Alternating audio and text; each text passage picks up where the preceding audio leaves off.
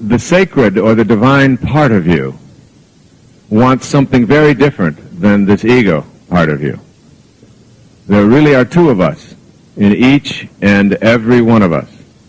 One, of course, is the ego. And this ego is just an idea. You'll never find it in an autopsy. It's not anything you'll ever experience in the physical world. It's just an idea. And this idea says that who I am is special and important. And who I am is separate. Mostly who I am is separate from. And who I am is absorbed in my self-importance. And who I am is insane. Because insanity is defined as believing that you're something that you're not. And this idea that we carry around of our separateness, it says over and over again that where I leave off is where you begin. And my separateness keeps me without any awareness of my connection to you or to God or to all of the rest of the environment. It's the separation that this idea has. And it is what keeps you in a state of turmoil in your life. It's not bad, it's not evil, it's not wrong. It's just the idea that somehow the tribe has taught you, and you have taken on this idea that somehow you and the rest of us and God are separate identities. And then there's another part of you, and this is the sacred part of you. And this sacred part of you, what I call the sacred self, what some call the higher self, only wants one thing. It only wants you to be at peace. It doesn't care if you're right or if you're wrong, if you're good or you're bad, if you get a lot or you get little, how much you have, who you're better than, who you defeat, how old you are, how young you are, what color you are, what sex you are. It is not interested in any of that. That's all the work of the ego, the idea of your separateness and your individualism. This part of you, this sacred higher part of you, only wants you to be at peace. My teacher said very clearly, directly to me, very clearly, Nisargadatta Maharaj, 15 years ago, very clear. Enlightenment is being immersed in and surrounded by peace in your life. Enlightened people, the people that you meet that are truly at that enlightened state, are people who are able to express peace, immersed in it, send it out, receive it back, at all moments in their life. And when someone asks, they've asked me, what's the difference between these highly enlightened people and the rest of us? Is it that they have unconditional love and we don't? I say, no, that's not the difference. We have unconditional love. They have unconditional love. We have that. The difference is that they don't have anything else. That's all they have. So that if you're on a cross being crucified and someone throws a spear into you, out of you comes what's inside.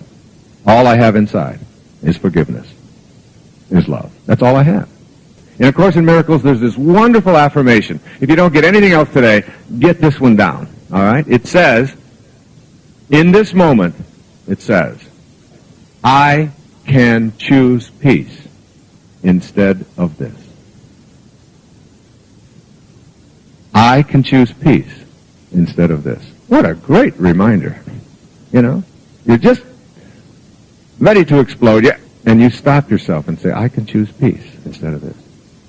So there are essentially two paradigms that I need to talk about. I've talked about before at some of the seminars I've done here. I've written about in your sacred self. But in order to be able to understand manifesting,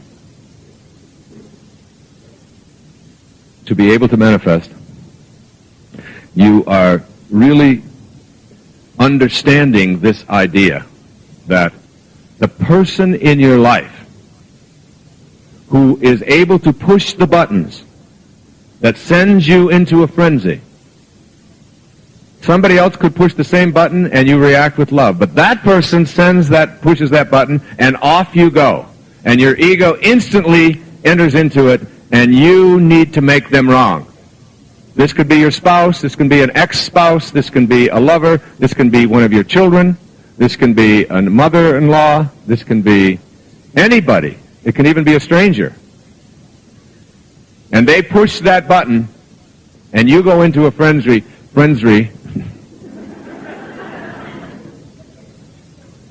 What is happening in this moment is that this is a divine master who has showed up in your life that you should be kneeling down and paying homage to and saying, thank you, God, for sending this divine teacher into my life.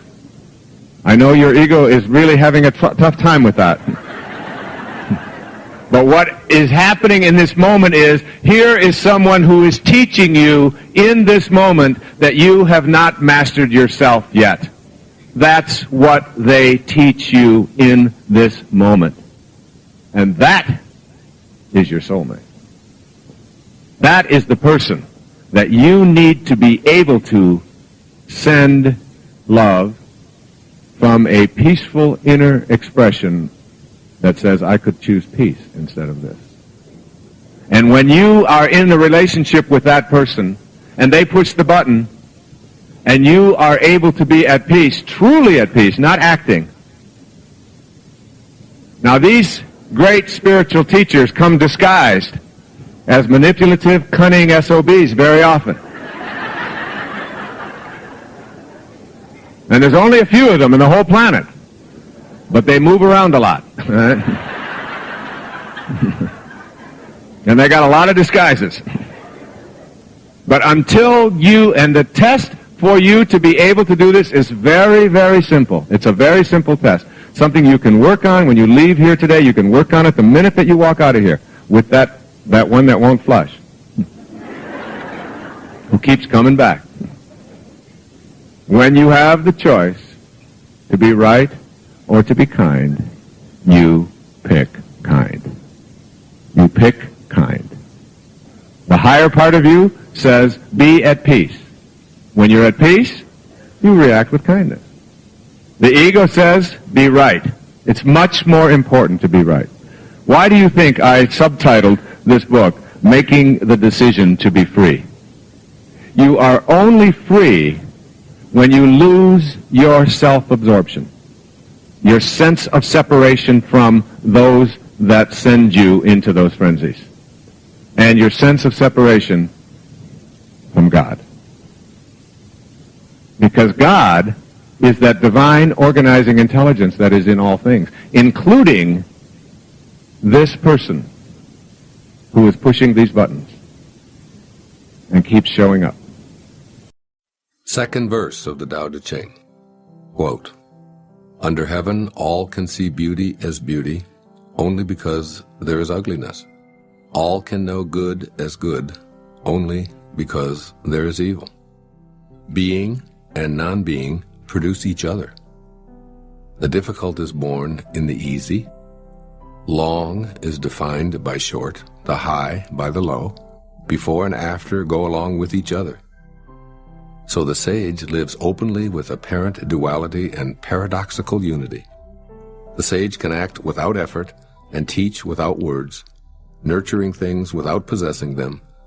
He works, but not for rewards. He competes, but not for results. When the work is done, it is forgotten. That is why it lasts forever.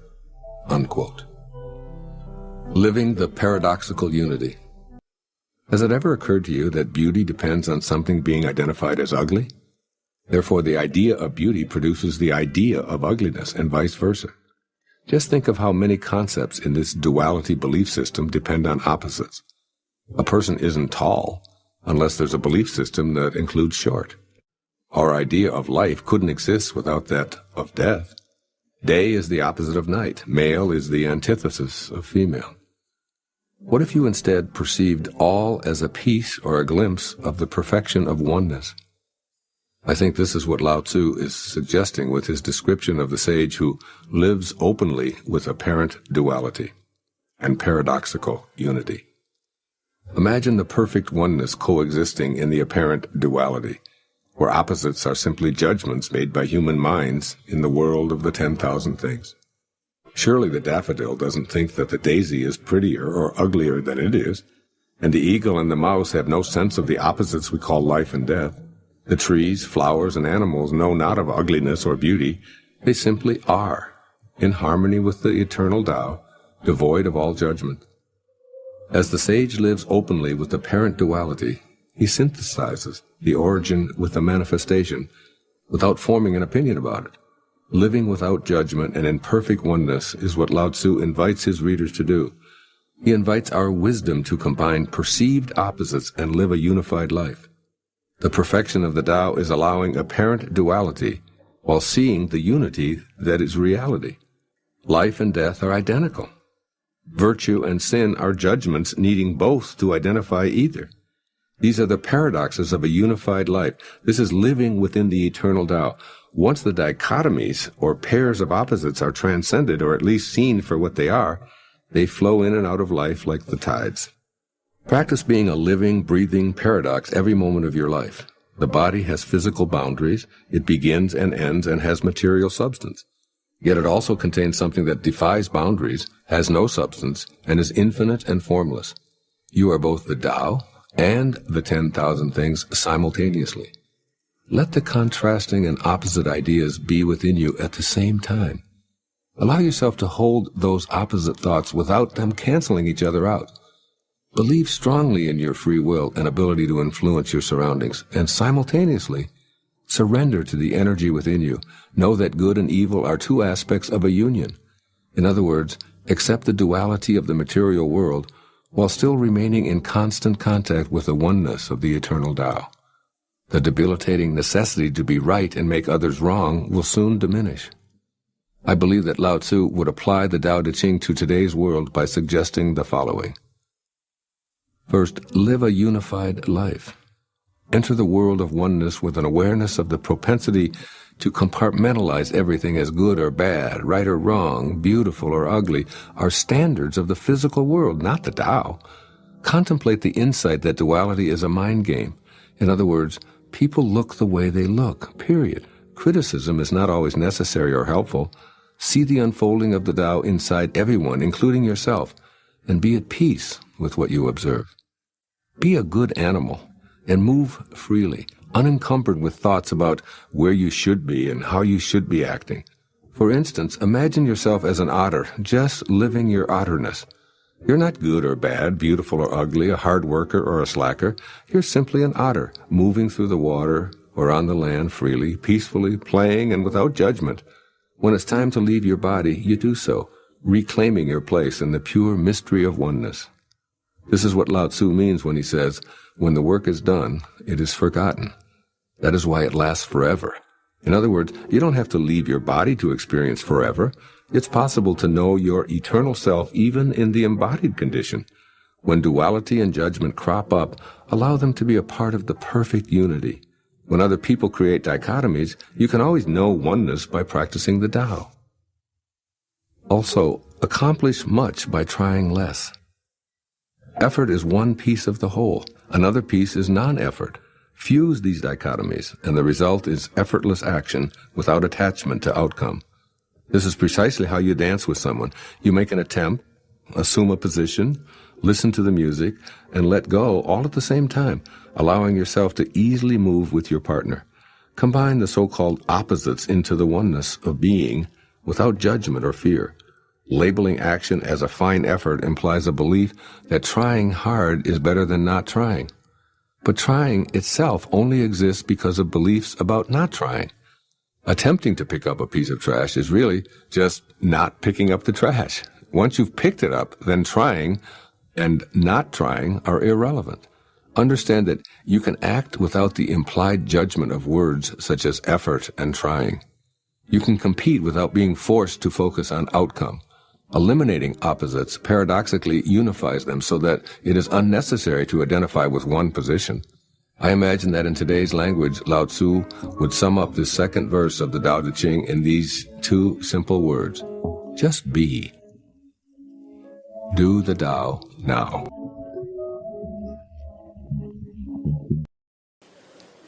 One man who came here from India in the early part of this century, his name was Vivekananda. He came here he was sent here really, and showed up in Boston, I think 1910, and wrote some beautiful things. He's really one of India's great saints. And he had these to say. I used this at the beginning of the third part of Your Sacred Self. He said, the blossom vanishes of itself as the fruit grows, so will your lower self vanish as the divine grows within you. Just like a blossom vanishes as the fruit emerges, so will the lower self vanish as the divine grows within you. And the divine is not some religious message, some orthodox thing that you have to memorize. The divine is that thing that Pierre Teilhard called the glue that holds the entire universe together, something called love. And that's what it's really all about. And this love is really the very thing that holds your life together. Did you ever think about the moment that you die and head back to nowhere, that your body begins to disintegrate? This thing turns into dust, and the instant that life leaves it, it starts to... So what is it that was holding it together and keeping it from doing that? There is something holding you together and keeping it from just turning into dust. And that thing that holds it together and allows you to be whole is this force that is invisible and in another dimension. And it's getting to know this force that is at the uppermost in my consciousness. And when you understand that when you come to trust in yourself, or trust in this inner divine part of yourself that is not physical, when you trust in the noticer rather than that which you notice, that you're really, when you come to trust in yourself, you're really trusting in the very wisdom that created you. You become one with the universal wisdom that is your creator, that brought you from the picnic to the room and leaving the room. See, what we have to learn to do is abandon the paradigm that other people or other things or other circumstances are responsible for our life, and instead know that we chose it. And we must learn to develop an inner candle flame that never flickers, though the worst goes before us. And that inner candle flame tells us in our logical mind that if I have a problem inside, then the solution has to be where the problem is. So I will stop looking out here for the solutions to anything that's going on in my life that isn't working, and begin to ask myself, how am I processing my world? And some of the things that we've been handed are that other people are responsible for our lives, that your talent is handed to you and it's dispersed in certain amounts, and there's certain things that you can do and certain things that you cannot do. We've been taught that more is better and that we should chase after things while our higher self is always saying just be peaceful. We've been taught that the petty tyrants who show up in our lives are people that we should ignore and we should hate. I want to tell you something. The most influential person in my life was the most tyrannical. The man who abandoned me when I was just a few months old, who put my mother in a hospital on several occasions with his beatings, who spent 5 years in prison for stealing from the blind, selling their things and keeping the money, who walked away from a family of 3 boys during a depression and never paid a cent in child support and stole from everyone he came around, who required me to go into an orphanage for the first 10 years of my life and never showed up once to even say hello or I'm your father, who then visited that same abuse on 5 additional women and died in New Orleans in 1964 of cirrhosis of the liver as a pauper and had his body shipped to Biloxi, Mississippi, was my father. This petty tyrant who showed up in my life was someone that I had grown up and been taught to hate. But when I found myself at his grave in 1974, just a few months before I wrote Erroneous Zones, I had a transformational epiphany. A natohi, a great awakening, a great seeing, when I was able to forgive my father. And in the process of forgiving my father, I was introduced to enlightenment and was able to get my life on purpose once and for all. The end result was that my life absolutely turned around, and we are here tonight sharing in whatever I have to share with you because of that experience. And this petty tyrant, who so many of us think shouldn't have showed up in our life, the abuse that we had, the abandonment that we experienced, the relationships, the people who screwed us badly, the people who owe us money, who stole from us and all of that, we don't understand that it's all in order.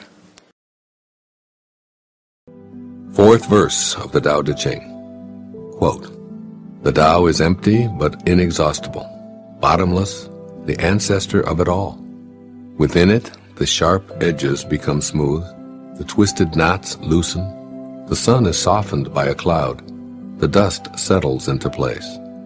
It is hidden, but always present. I do not know who gave birth to it. It seems to be the common ancestor of all, the father of things." End quote. Living infinitely. The Tao is the source of all life, yet it is empty and limitless and cannot be constrained, quantified, or measured. This life-giving energy of creation provides a profound source of joy that's accessible at all times.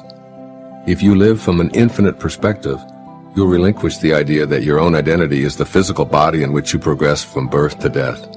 In your totality, you're an infinite being disguised as a person existing in the world of sharp edges and twisted knots, as this verse refers to.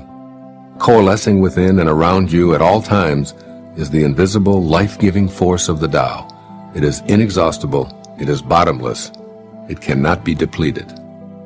This fourth verse of the Tao invites you to consider rearranging your thoughts about who you are. It seems to be saying that cultivating an awareness of the infinite aspect of yourself is the way to tap into the limitless source of creative energy that flows through you.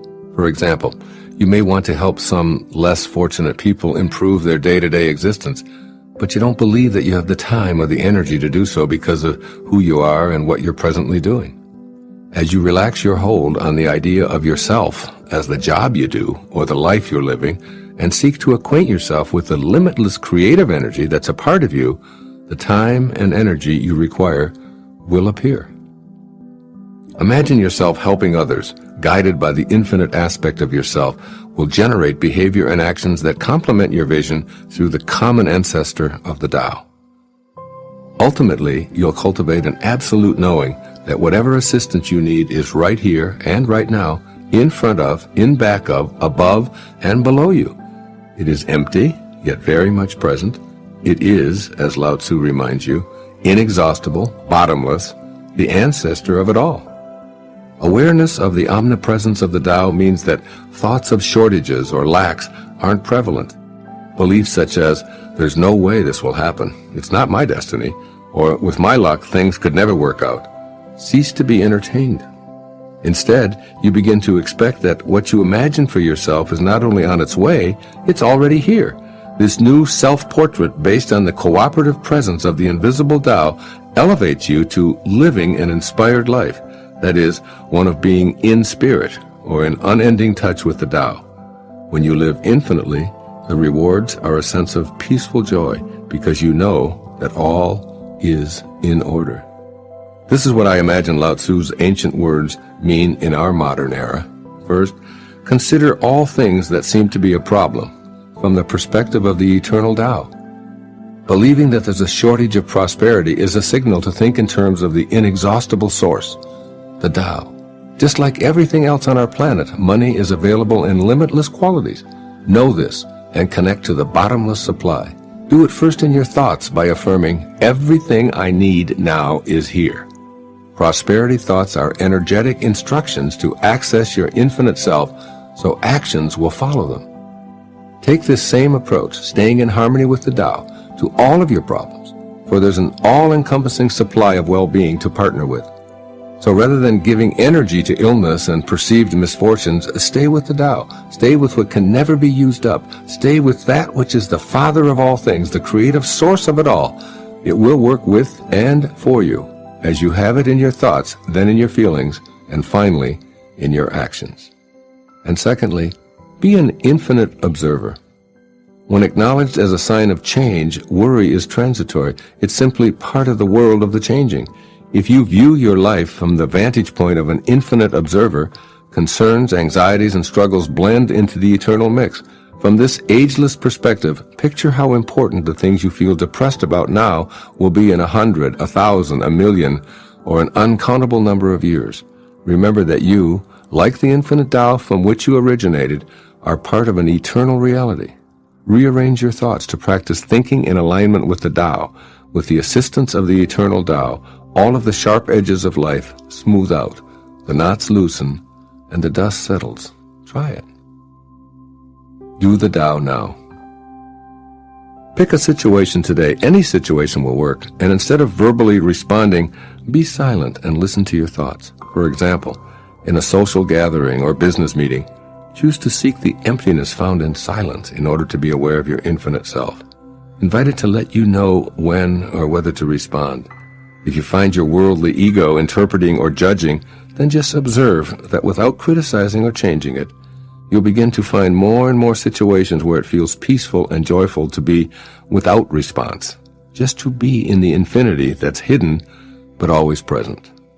You might want to duplicate this advice of my teacher, Nisargadatta Maharaj, and post it conspicuously so that you can read it daily, as I do.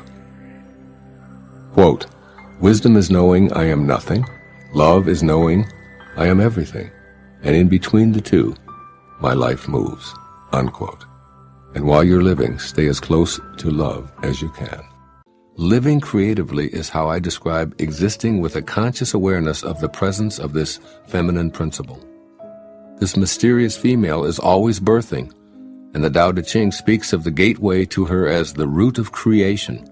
It's telling us that we have the ability to tap into this unlimited field and co-create, or as I've said, live creatively through the Tao. The never-dying formative energy is both our heritage and our destiny, functioning whether we're conscious of it or not. What awareness accomplishes through practicing the Tao is to let us participate in the process, which in turn leads us toward the wholeness that is our ultimate earthbound task. Although his writings are almost 3,000 years old, Lao Tzu is offering 21st century advice here with a message that's as timeless and never-ending as the Tao itself. Words may change, but be assured that the feminine energy can and will bring you to your own perfection. If you choose to be aware of the inherent creativity that resonates deep within you, where the invisible Tao sings the loudest, you'll assist the birthing of new ideas, new accomplishments, new projects, and new ways of understanding your life. In Deng Ming Dao's 365 Tao daily meditations, the divine feminine energy is equated with the sound of birds soaring and gliding over a vast landscape. Quote, "You can feel this in your life. Events will take on a perfect momentum, a glorious cadence. You can feel it in your body. The energy will rise up in you in a thrilling crescendo, setting your very nerves aglow. You can feel it in your spirit. You will enter a state of such perfect grace that you will resound over the landscape of reality like an ephemeral bird song. When Tao comes to you in this way, ride it for all that you are worth. Don't interfere. Don't stop. Don't try to direct it. Let it flow and follow it as long as the song lasts. Follow. Just follow." End quote. Here are some thoughts for living creatively. First, know that you are a divine creation birthed not by your parents, but by the great spiritual divine mother, the Tao.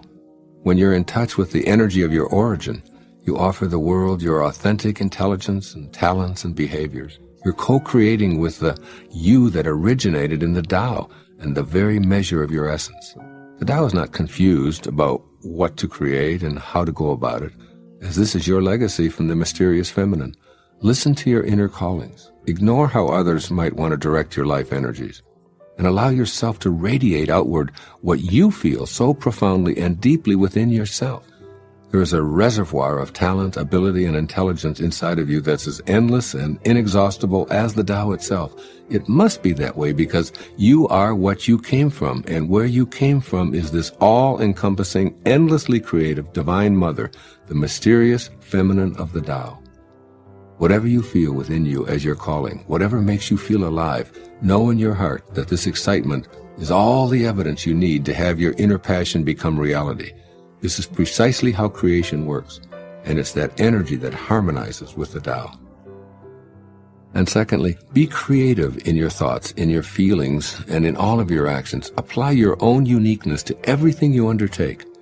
Whatever you feel compelled to do, be it write music, design software, do floral arrangements, clean teeth, or drive a taxi, do it with your unique flair. Being creative means trusting your inner callings, ignoring criticism or judgment, and releasing resistance to your natural talents. Without fail, she reveals her presence. Without fail, she brings us to our own perfection. Then choose to let go of the doubt and fear you've harbored within you regarding your capacity to harmonize with the creative power, a power that's not only greater than your individual life, but is life itself.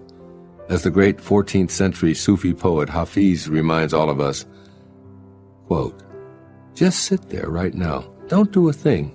Just rest. For your separation from God, from love, is the hardest work in this world." Unquote. When you reconnect to your Divine Mother, you'll be living creatively. You will, in fact, be living the Tao. Do the Tao now. Today, notice babies and small children. Look for the mysterious feminine nature in little boys and girls who haven't yet become so attuned to cultural and societal demands that their true selves are hidden.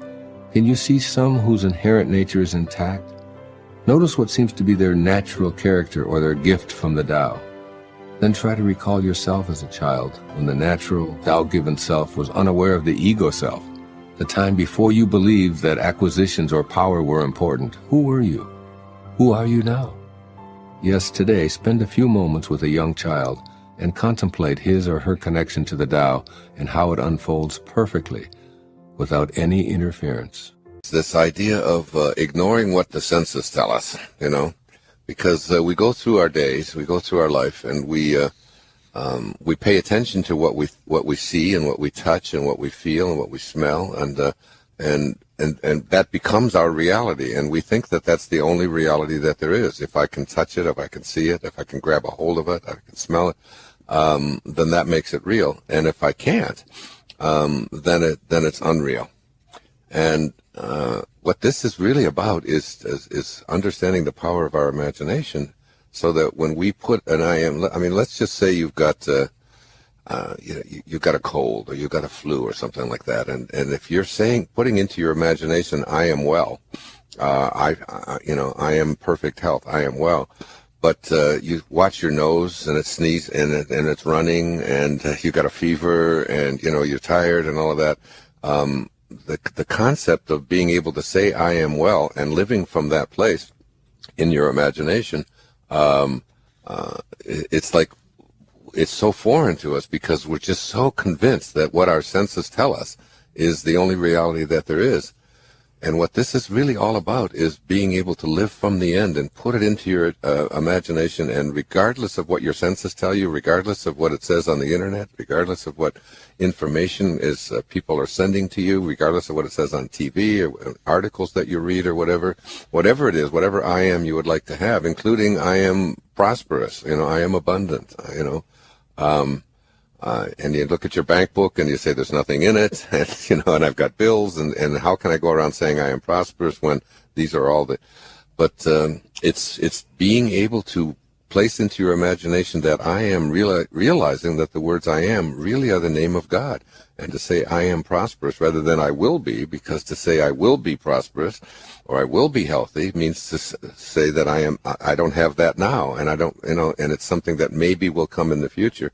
And until you can assume a feeling of something in your imagination and just live with it regardless of what all of the other physical evidence says, because basically what we learn is that the physical world is just an illusion. That it's what's in our imagination that is the real, the real truth. And that's just such a hard one for all of us, including me. It really is. Yeah, but I've been practicing it, and I've done it so many times in my life. Being able to say, I always give the example of when I'm writing a book, I have the jacket of the book already made in advance, long before I ever write the first word. And I wrap it around another book, and it's right in my writing space. And every day I already say that this is already complete, because I'm looking at it. So all I have to do now is just allow it to all flow through me. And that's getting into that place of allowing and beginning to forget about, what the physical world is, what all of your past experience has told you, what your whole history has told you, letting go of all of that and to be able to say, I am well, I am happy, I am content. In the Bible, in the book of Joel, there's a wonderful line that says, let the weak man say, I am strong. And being able to say it and feel it and know it, and then you begin to align with the universal force that brings it into being. So it's the power of our thoughts and the power of our imagination that I really want to have people begin to see what they can do with it. There are two kinds of attention, according to Neville: subjective attention and objective attention. Subjective attention is different from objective attention. You want to use subjective attention, not objective attention. Neville says there's an enormous difference between attention directed objectively and attention directed subjectively. And the capacity to change your future depends on the latter. Whatever you have placed into your imagination, you always go to your reality and call that which does not exist as if it did. I have a rule about it. It's don't complain and don't explain. You don't have to explain what you have placed into your imagination. It is totally yours. One of my great teachers in my life in my early doctoral years was Dr. Abraham Maslow. He said, become independent of the good opinion of other people. Trust yourself. Subjective attentions, you, and only you, capital Y-O-U, are the subject that impacts the burning desire in your imagination. You are living and feeling as if your future dreams are a present fact. There's nothing natural about living a life filled with stress and anxiety, having feelings of despair and depression, and needing pills to tranquilize yourself. Agitated thoughts that produce high blood pressure, a nervous stomach, persistent feelings of discomfort, an inability to relax or sleep, and frequent displays of displeasure and outrage are violating your natural state. Believe it or not, you have the power to create the naturally stress-free and tranquil life you desire. You can utilize this power to attract frustration or joy, anxiety or peace. When you're in harmony with the 7 faces of intention, you can access and pull from the source of all in order to fulfill your intention of being stress-free and tranquil. So if it's natural to have feelings of well-being, why is it that we seem to experience so much unwellness and tension? The answer to this question provides you with the key that leads to the peaceful life you desire. Stress is a desire of the ego. We speak of stress as if it were present in the world as something that attacks us. We say things like, I'm having an anxiety attack, as if anxiety is a combatant. But the stress in your body is rarely the result of external forces or entities attacking you. It's the result of the weakened connecting link to intention caused by your belief that ego is who you are. You are peace and joy, but you've allowed your ego to dominate your life. The following lighthearted way to stop taking yourself so seriously is from a book by Rosamund and Benjamin Zander. He's the conductor of the Boston Philharmonic Orchestra, titled The Art of Possibility. It illustrates in a delightful way how we allow ego to create many of the problems we encounter that we label stress and anxiety. It's called Rule Number 6. I'll share it with you.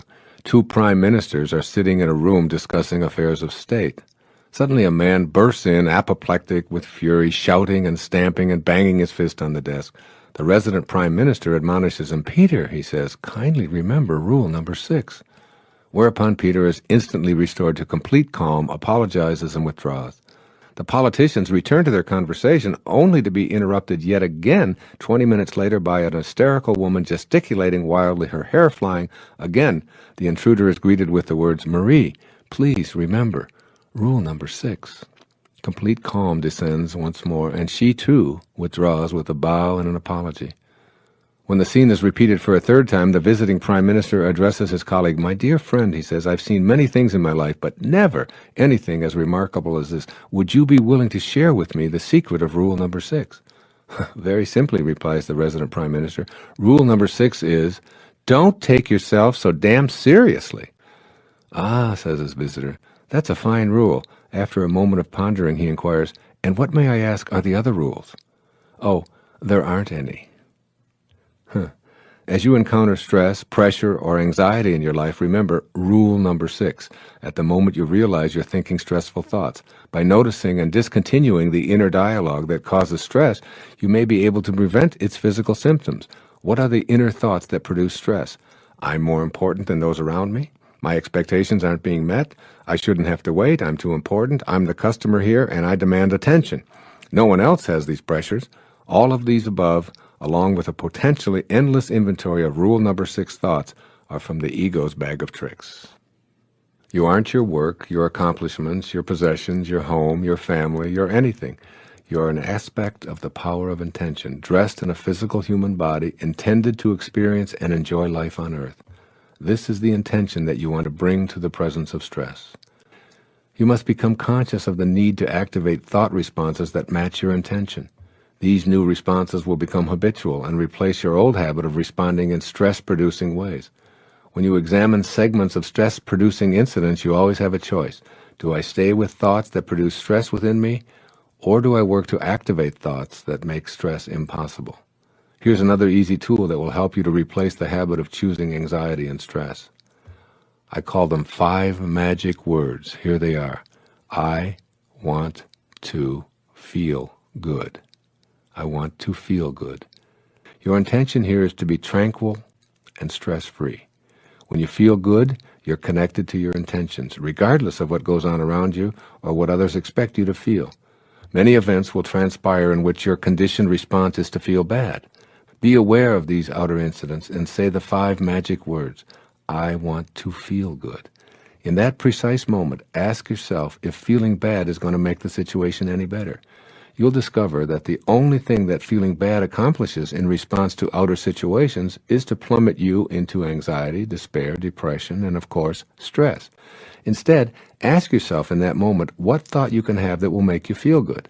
When you discover that it's responding with kindness and love to the bad feeling, which is quite different from wallowing around in it, you'll begin experiencing a shift in your emotional state. Now you're in vibrational harmony with your source, since the power of intention knows only peace, kindness, and love. I assure you that your decision to feel good is a way of connecting to spirit. It isn't an indifferent response to events. By feeling good, you become an instrument of peace, and it's through this channel that you eradicate problems. By feeling bad, you stay in the energy field that creates resistance to positive change and experience a stressful, anxious state as a byproduct. The things you call problems will perpetually present themselves to you. They'll never go away. Resolve one, and another one will surface.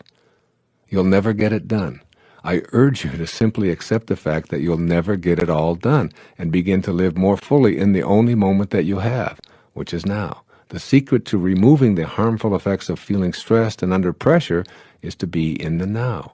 Announce out loud to yourself and all who are willing to listen to you, I'm an incomplete being. I'll always be incomplete because I can never get it done. Therefore, I choose to feel good while I'm in the moment, attracting into my life the manifestations of my desires. I am complete in my incompleteness. All resistance melts away when you can feel complete in your incompleteness. Authentic power comes from your soul, that magical place that is always within you. The examples of people who have large amounts of money but are purposeless in their soul are everywhere. Famous actors and actresses plagued by drug habits, committing suicide at what others thought of as the peak of their careers. Divorce rates among the very wealthy skyrocketing along with painful courtroom squabbles over who gets what. When you're on purpose, doing what you know you are here for, and forgetting about what will come into your life in the way of money and wealth, then ironically, money and wealth arrive in your life in amounts sufficient to provide you with a life of prosperity. And this is real magic in action. I can say this because it has always worked for me. When I chased after money, I never had enough. When I got my life on purpose and focused on giving of myself and everything that arrived in my life, then I was prosperous. What follows are some guidelines that you can use as you start to befriend your own miracle-making potential. First, of course, is to disdain all disbelief. Send scarcity out of your mind and refuse to have those kinds of thoughts. When an old, habitual scarcity thought begins to enter your consciousness, simply say, "Next." It will remind you that the old thought is now finished, and you are entering a new, prosperous thought process. Using "next" as a magic word will remind you to get on with the magic of believing, rather than the anguish of doubt. Study the world of matter, of all material possessions at the subatomic level. Begin to note that everything material is nothing more than empty space when viewed from a closer perspective. See the folly of making that material world your master. Just like your thoughts, the material world is limitless. It is without beginning and end, totally abundant and totally available to you if you know what your true purpose here is. Develop a trust in your intuitive inner voices. It has been said that those who are classified as lucky are essentially those who go with their hunches rather than what others have prescribed. If you feel a strong inner inclination to change jobs or to try a particular investment, then place more trust in that hunch. This is your divine guidance encouraging you to take a risk, to ignore the ways of the herd, to be the unique individual that you are. Learn to trust your intuition and allow your physical body to travel the path that you are feeling within. Work at replacing thoughts within you that reflect the scarcity consciousness. If you elect to constantly tell the world what is missing in your life and how you can never get ahead, it is because you are in possession of an inner space that believes strongly in lacks. You can replace negative inner slogans with new thoughts that include abundance, plenty, bountifulness, profit, ease, and the like. When you see these thoughts as the way your universe is and process your world in these ways, the words and concepts will be your way of presenting yourself. You will begin to act on the new thoughts, just like you previously acted on the old ones to create your life circumstances. Develop a conviction in your heart that prosperity truly belongs to you.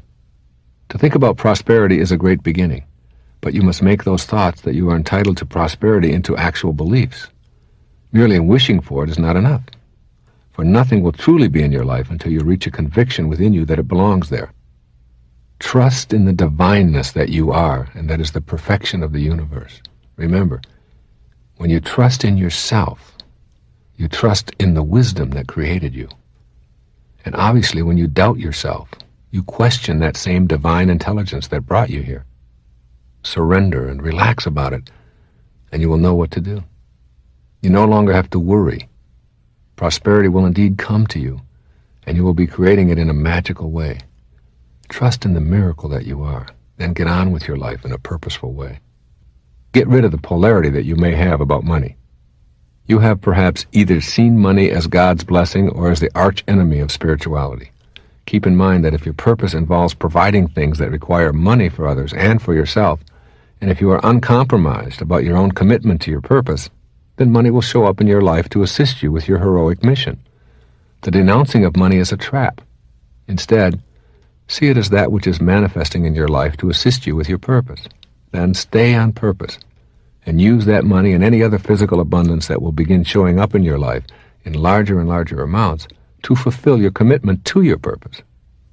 If money is all that you covet and you want it for the purpose of gaining power over others, then you will never get enough, because you never get enough of what you don't want. Your goal is in the invisible realm, that place where you do all of your living. Money and other symbols of prosperity arrive in your life to assist you on that path.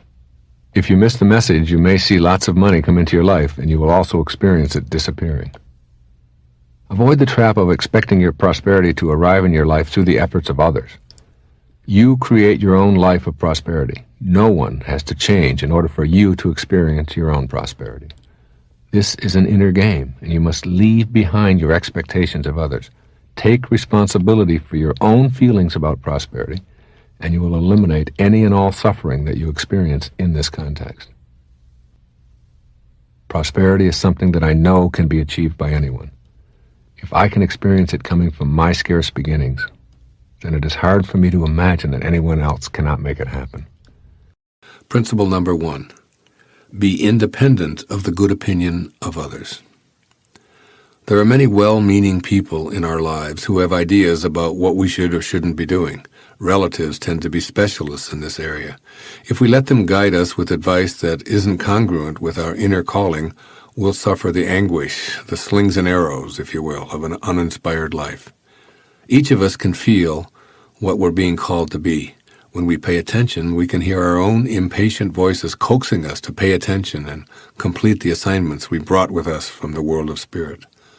But when we allow the opinions and dictates of others to determine what we're doing or what we're going to be, we lose sight of our objective to live an inspired life. We need to determine for ourselves exactly how much we've allowed others to decide issues such as what we do, where we live, with whom we live, and even how we're treated. We must know that absolutely no one else truly knows and feels what we're here to accomplish. So we must give ourselves permission to hear our inner guidance and ignore the pressure from others. Principle number 2. Be willing to accept the disapproval of others. Logically following the previous principle, this one notes that we're going to incur the disfavor of many people when we follow our inclinations to be in spirit and live the life we came here to live. This isn't a selfish or cynical attitude. When we begin to follow our ultimate calling, there will be a lot of resistance. In fact, the purpose of the slings and arrows sent our way is to get us to change our mind and be reasonable, which translates to, do it my way. However, as we gain the strength to ignore the pressure to conform, resistance will diminish and ultimately change to respect. When we steadfastly refuse to think, act, and conform to the mandates of others, the pressure to do so loses its momentum. Principle number 3. Stay detached from outcomes. Inspiration doesn't come from completing tasks or meeting goals. In fact, that's the surest way to have it elude you. Returning to spirit, you see, is an experience of living fully in the present moment. Our purpose in life isn't to arrive at a destination where we find inspiration, just as the purpose of dancing isn't to end up at a particular spot on the dance floor. The purpose of dancing and of life is to enjoy every moment and every step, regardless of where we are when the music stops. Yoga Master Sri Swami Sivananda offered the only worthwhile goal I know of when he said that the goal of life is God realization. Now here's a goal that I can live with.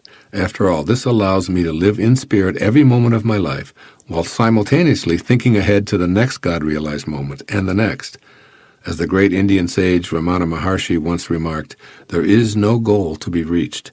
There is nothing to be attained. You are the self. You exist always. Now this to me is real inspiration.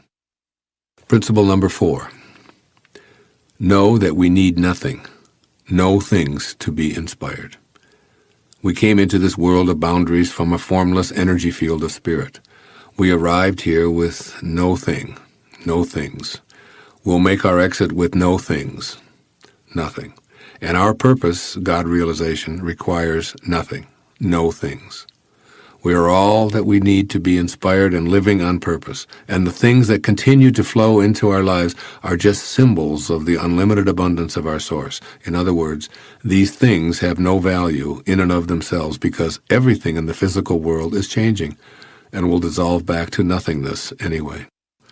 When we tune in to what we know rather than what we see, we immediately find that every thought of God is repeated throughout the universe. We can watch as some things enter our lives and others leave, all the while remaining in spirit, knowing that all of those things have nothing to do with our state of inspiration.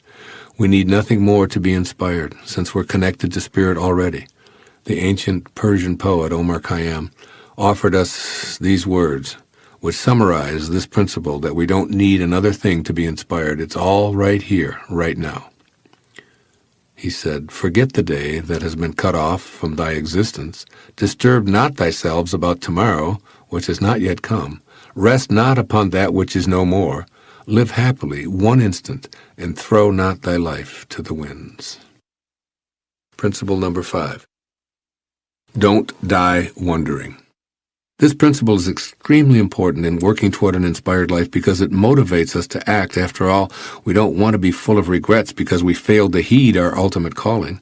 Attempting to do something, even if it doesn't succeed, is inspiring because we don't tend to regret what we do, we regret what we didn't do. Even following a futile attempt, we're inspired because we know that we gave it a shot. It's wondering whether we should or shouldn't try something that leaves us feeling stressed and incomplete.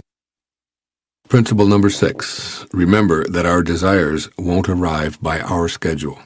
There's an ancient aphorism that goes, if you really want to make God laugh, tell God your plans. In essence, this means that all we desire will arrive in our life when and only when we're aligned vibrationally with the energy of our source. Our ego won't be consulted or get to determine the schedule. Creation reveals its secrets when it's good and ready. Our job is to take the focus off of the when and put it on being connected to our originating spirit. Our job is to stop challenging and demanding responses from God and instead be more like God. Our job is to understand and accept that all of the things that show up in our life, which we often find contradictory or troublesome, are there because we've attracted them.